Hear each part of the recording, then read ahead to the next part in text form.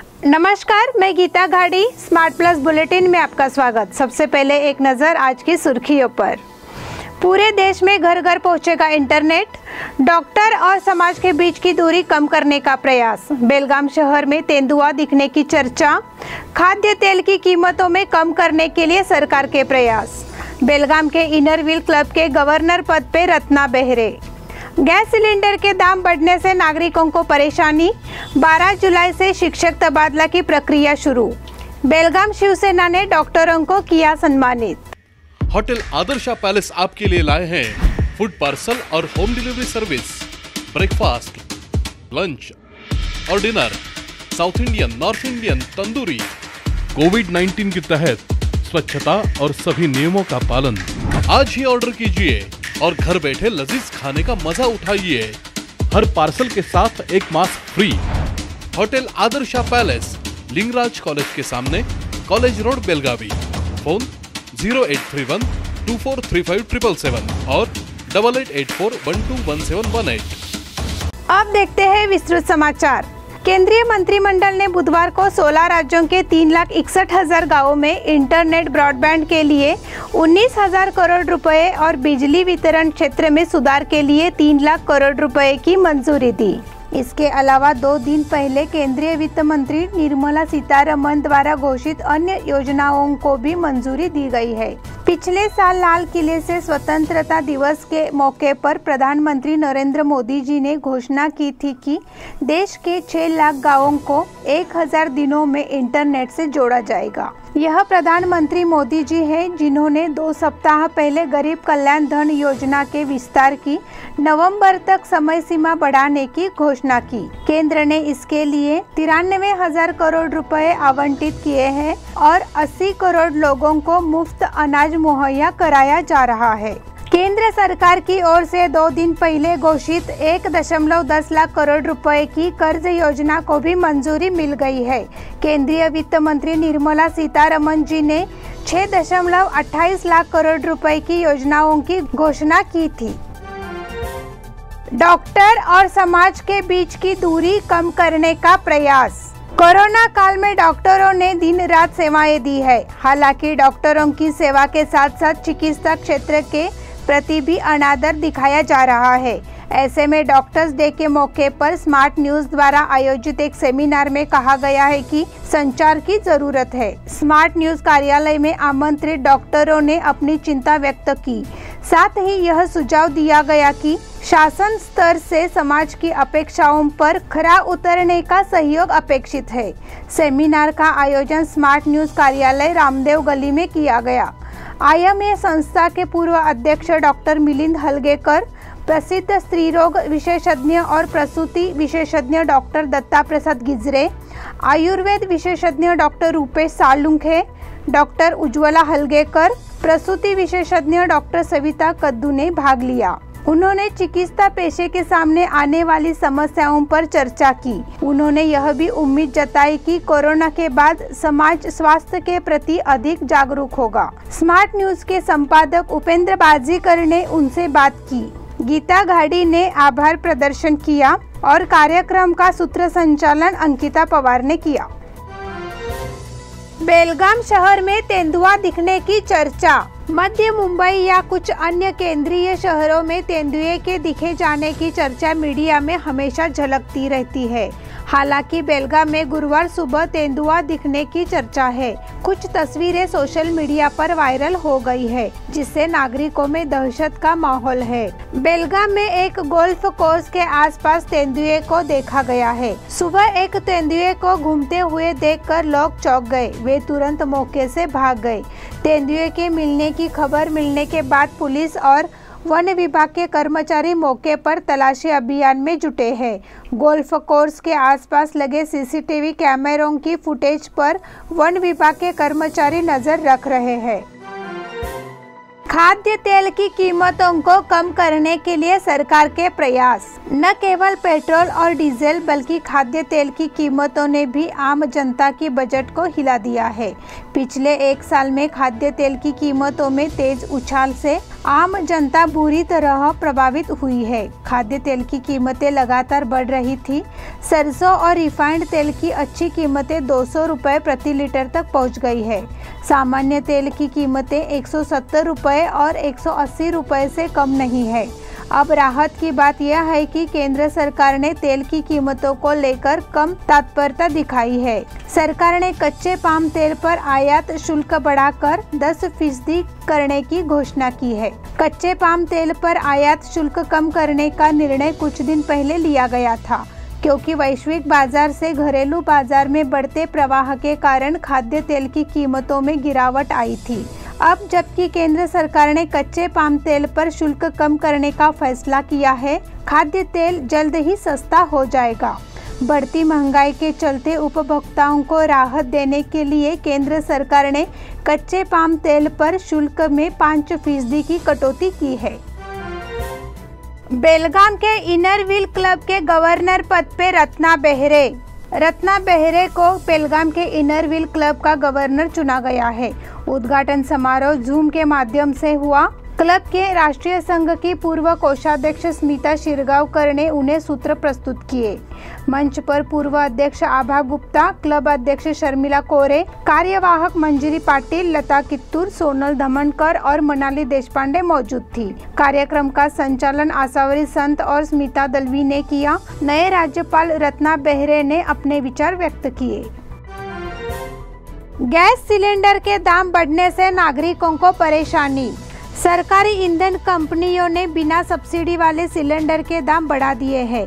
खाना पकाने के लिए इस्तेमाल होने वाले सिलेंडर की कीमत में 25.50 रुपए की बढ़ोतरी की गई है। तो अब रसोई गैस के एक सिलेंडर के लिए आपको 834.50 रुपए देने हैं। अब तक यह सिलेंडर 809 रुपए में मिल रहा था।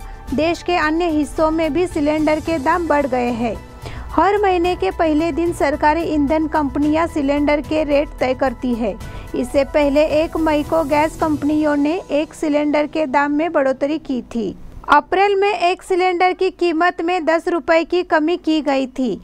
इससे पहले फरवरी और मार्च में सिलेंडर की कीमतों में बढ़ोतरी की गई थी। पिछले महीने 14.2 किलो के सिलेंडर की कीमत 809 रुपए थी, जिसकी कीमत अब 834.50 रुपए होगी। 12 जुलाई से शिक्षक तबादला की प्रक्रिया शुरू। शिक्षा विभाग ने पिछले एक साल से लटकी सरकारी प्राथमिक और माध्यमिक शिक्षकों की 2020-21 के लिए तबादला प्रक्रिया की मार्गसूची और समय सारिणी की घोषणा आखिरकार कर दी है। पहले अतिरिक्त और अनिवार्य शिक्षकों को पहली प्राथमिकता दी गई है और उनके तबादले की प्रक्रिया 12 जुलाई से शुरू होगी। 21 सितंबर को काउंसलिंग होगी। हालांकि अन्य शिक्षकों को काउंसलिंग के लिए जनवरी तक इंतजार करना होगा। 2020-21 के लिए तबादला प्रक्रिया पिछले जुलाई-अगस्त में शुरू हुई थी, लेकिन अतिरिक्त और अनिवार्य तबादले करने वाले शिक्षक केईटी पहुंचे और मांग की कि चल रही तबादला प्रक्रिया में हमें पहले न्याय दिया जाए और कहा कि हमारे साथ अन्याय हुआ है। इसके चलते तबादले की पूरी प्रक्रिया ठप हो गई। अब अतिरिक्त और अनिवार्य वाले शिक्षकों को प्राथमिकता देकर प्रक्रिया को पुनर्जीवित किया गया है। बेलगाम शिवसेना ने डॉक्टरों को किया सम्मानित। बेलगाम जिला शिवसेना की ओर से डॉक्टर सुरेश रायकर, उनके चिरंजीव डॉक्टर अमित सुरेश रायकर और नाथपई सर्कल शाहपुर के डॉक्टर रवि मुन्नवली को आज डॉक्टर्स डे के अवसर पर सम्मानित किया गया।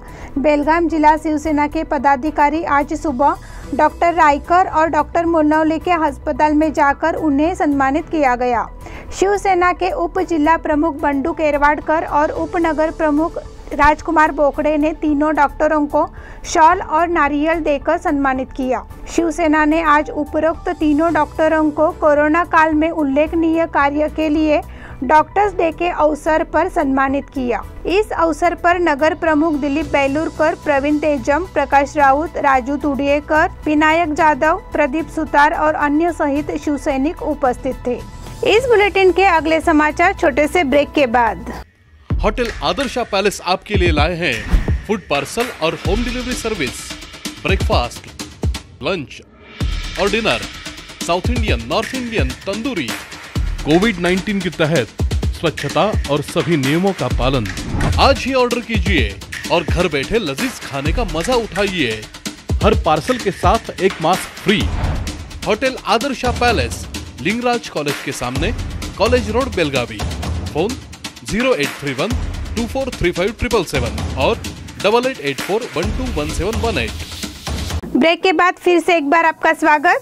कर्नाटक में नेतृत्व बदलने की बात के बीच मुख्यमंत्री येडियुरप्पा जी और उनके परिवार पर भ्रष्टाचार के आरोप लगे हैं। फैसला 8 जुलाई को सुनाया जाएगा। अगर जनप्रतिनिधियों की विशेष अदालत जांच की अनुमति देती है तो येडियुरप्पा जी का मुख्यमंत्री पद खतरे में पड़ सकता है। येडियुरप्पा जी के खिलाफ सामाजिक कार्यकर्ता टीजे अब्राहम ने कोर्ट में शिकायत दर्ज कराई है। येडियुरप्पा जी और उनके परिवार पर दूसरों को अवैध रूप से करोड़ों रुपए भेजने का आरोप है।